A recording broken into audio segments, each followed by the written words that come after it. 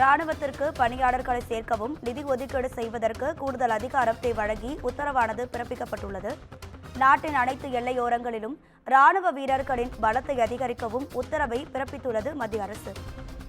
இது குறித்தான கூடுதல் தகவல்களை நமது தலைமை செய்தியாளர் சிவா வழங்கிட கேட்கலாம். சிவா வணக்கம், உங்க விரிவான தகவல்களை சொல்லுங்க.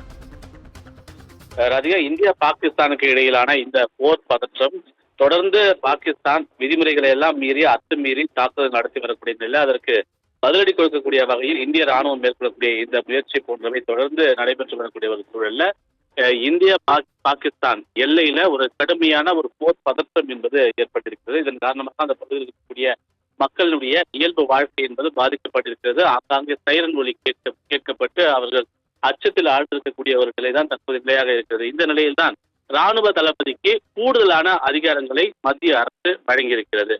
ராணுவ தளபதி நாட்டில் எந்த பெட்டாலியன்ல இருந்தும் ராணுவ அதிகாரிகளை அழைத்துக் கொள்ளலாம் என்ற ஒரு அதிகாரம் தான் அந்த அதிகாரத்தில் இருக்கிறது. குறிப்பாக தெற்கு, கிழக்கு, மேற்கு, மத்தியம் போன்ற பல்வேறு பெட்டாலியன்ல இருக்கக்கூடிய அனைத்து விதமான ராணுவ அதிகாரிகளையும் எந்த நேரத்திலும் அழைத்துக் கொள்வதற்கான முழு அதிகாரங்கள் என்பது ராணுவ தளபதிக்கு வழங்கப்பட்டிருப்பதாகவும் அதற்கான விதிகள் திருத்தப்பட்டிருப்பதாகவும் தற்போது தெரிவிக்கப்பட்டிருக்கிறது.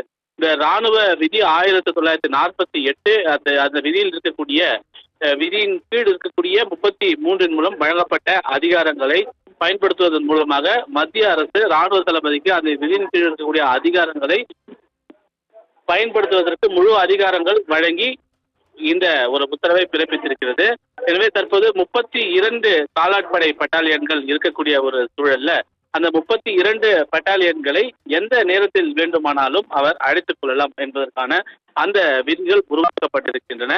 எனவே பட்ஜெட்டில் நிதி கிடைக்க பெற்றிருந்தால் அல்லது அந்த பட்ஜெட்டில் இருக்கக்கூடிய உள்சேமிப்பு உள்ளிட்ட பல்வேறு வகைகளையும் அவர்கள் எந்த நேரத்தில் வேண்டுமானாலும் அவற்றை கையாளலாம் என்பன போன்ற ஒரு அதிகாரங்கள் கூடுதல் பட்டாலியன்கள் வரவழைக்கும் போது அவர்களுக்கு தேவையான செலவுகளை எல்லாம் அந்த ராணுவ தளபதி தலைமையிலான அந்த அதிகாரிகள் தான் மேற்கொள்ளப்பட வேண்டும். எனவே அதன் காரணமாக அவர்களுக்கான நிதி பகிர்வு மேற்கொள்வதற்கான முழு அதிகாரமும் வழங்கப்படுவதாக, அதற்கான நிதி என்பது பட்ஜெட்ல ஒதுக்கீடு செய்யப்படும் என்ற ஒரு விவரமும் மத்திய உள்துறை அமைச்சகம் வெளியிட்டிருக்கக்கூடிய இந்த அறிக்கையில குறிப்பிடப்பட்டிருக்கிறது. அந்த அடிப்படையில ராணுவ தளபதிக்கு முழு அதிகாரம் வழங்கி ஒரு உத்தரவு பிறப்பிக்கப்பட்டிருக்கின்றது. ராதிகா,